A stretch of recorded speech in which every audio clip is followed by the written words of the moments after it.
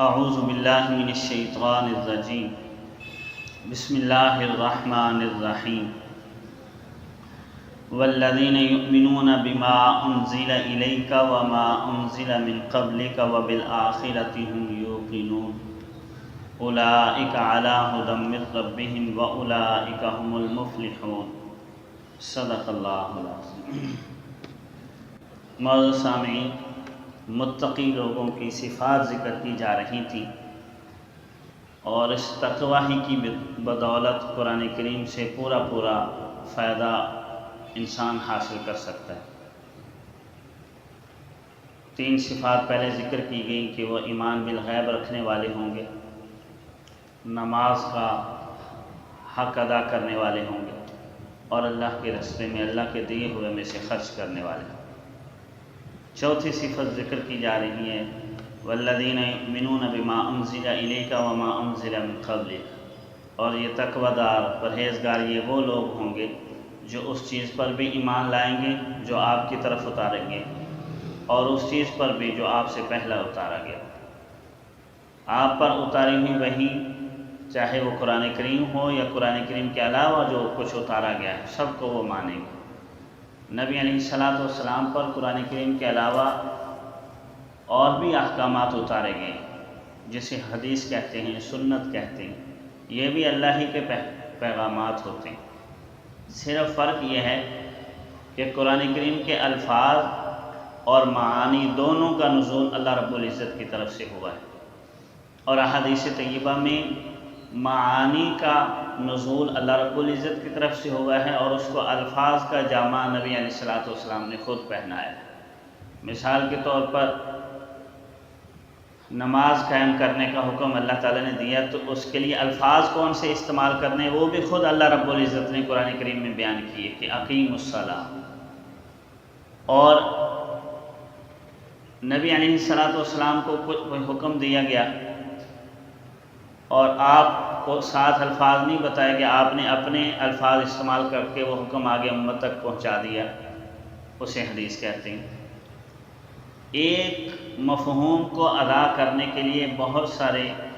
تعبیرات اور الفاظ استعمال کیے جا سکتے ہیں۔ مثال کے طور پر نماز قائم کیجیے، اقیم الصلاۃ بھی کہا جا سکتا ہے، اد الصلاۃ بھی کہا جا سکتا ہے، نماز ادا کیجیے، یا حی علی الصلاۃ بھی کہا جا سکتا ہے، او نماز کے لیے۔ اب اس حکم کے لیے کون سے الفاظ استعمال کرنے،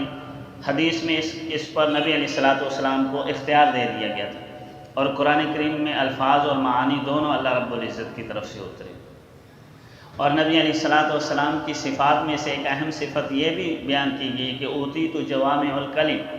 حضور فرماتے ہیں مجھے جوامع الکلم کی صفت دے دی گئی ہے، تو گویا کہ وہ بھی اللہ ہی کی طرف سے دی گئی نا۔ اور جوامع الکلم کہتے ہیں کہ الفاظ کم ہو اور معانی اس کے اندر بہت زیادہ ہو، ایک چھوٹے سے جملے میں معانی اور علوم و معارف کے خزانے چھپے ہوئے ہوں، یہ نبی علیہ السلام کو صفت دی گئی۔ جس طریقے سے قرآن کلام الہی ہے اور بحر بے قرار ہے، اسی طریقے سے حدیث نبی علیہ السلام کا کلام ہے، اور اس کے اندر بھی علوم و معارف کے خزانے بہت زیادہ چھپے ہیں۔ تو فرمایا متقی لوگ وہ ہیں جو ایمان رکھیں گے اس چیز پر جو آپ کی طرف اتارا گیا، اور اس چیز پر بھی جو آپ سے پہلے اتارا گیا۔ اب یہاں یہ چیز کیوں ذکر کی گئی کہ آپ سے پہلے جو اتارا گیا تقوی دار لوگ اس کو بھی مانیں گے؟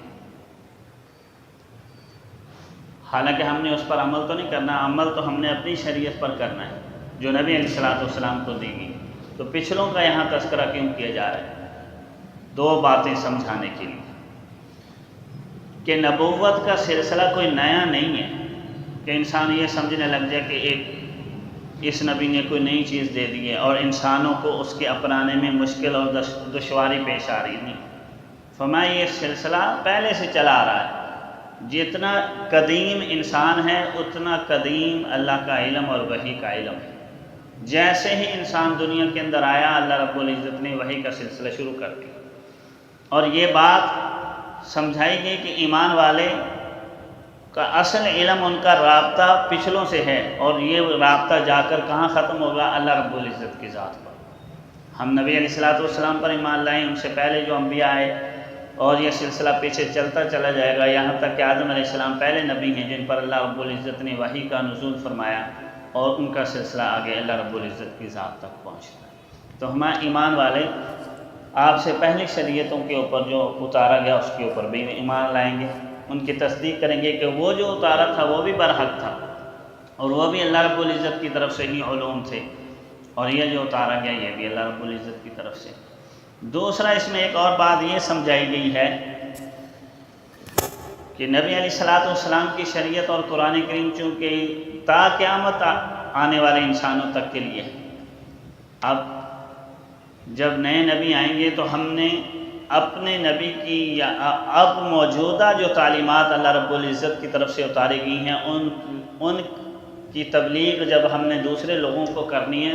تو ایک نقطہ مشترکہ ہمارا اور ان کے درمیان میں ہے، نقطہ مشترکہ، اور وہ نقطہ مشترکہ یہ ہے کہ جب ہم عیسائیوں کے پاس جائیں گے، یہودیوں کے پاس جائیں گے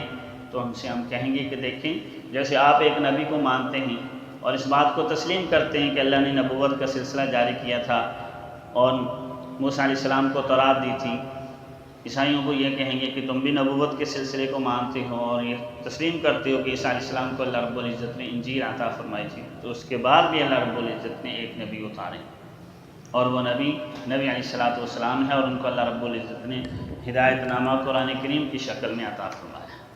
تو یہ ایک نقطہ مشترکہ ہے، اور پھر ان کو کہا جائے گا کہ جس طریقے سے موسیٰ علیہ السلام سے پہلے یا عیسیٰ علیہ السلام سے پہلے تمام انبیاء کو تم مانتے ہو، تو ایک نئے نبی بھی آئے ہیں ان کو بھی مانو، اور بلکہ ان کے تذکرے تو تمہاری کتابوں میں بھی ہیں۔ تو اس نقطہ مشترکہ سے ان کو اپنے دین کی طرف بلانا آسان ہو جائے۔ اگر کسی آدمی کے ساتھ ہمارا اختلاف ہے اور وہاں نقطہ مشترکہ ہی نہ ہو تو جھگڑا ختم ہونا مشکل ہو جاتا ہے اور بات کسی کنارے لگانا مشکل ہو جاتا ہے، اور جب نقطہ مشترکہ ڈھونڈ لیا جائے تو پھر دعوت دینے میں بھی آسانی ہوتی ہے اور رشد و ہدایت کے رستے واہ ہونا بھی آسان ہو جاتا ہے۔ اس وجہ سے فرمایا آپ سے پہلی شریعتوں پر بھی وہ ایمان رکھیں گے، اور آپ کے بعد کی شریعت کا یہاں تذکرہ نہیں کیا گیا،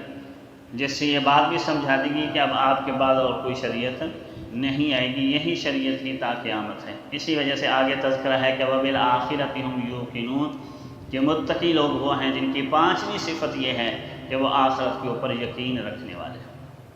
اچھا، اس کا صحیح ترجمہ یہ بنتا ہے کہ آخرت ہی کے اوپر وہ یقین رکھنے والے ہوں گے۔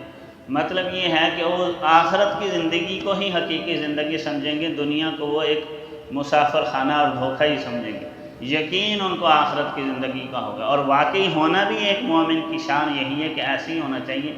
کہ ہمیں یہ یقین ہو کہ زندگی تو آخرت کی ہے، دنیا کی زندگی کیا زندگی ہے جو کسی وقت پہ انسان کو دھوکہ دے سکتی ہے اور سانس بند ہو کر اگلے مرحلے کا سفر جو ہے نا وہ شروع ہو جائے۔ یہ پانچویں صفات، پہلے تین خلفاء کے اندر بہت زیادہ اعظم درجے میں پائی جا رہی تھی، اور یہ چوتھی اور پانچویں صفت چوتھے خلیفہ امیر المؤمنین حسن علی کرم اللہ وجہہ کی حیات طیبہ میں نمایاں تھی، کیونکہ ایک تو ان کا علم، حضور علیہ السلام نے فرمایا کہ انا مدینۃ العلم وعلی بابها، میں علم کا شہر ہوں، علی اس کا دروازہ ہے۔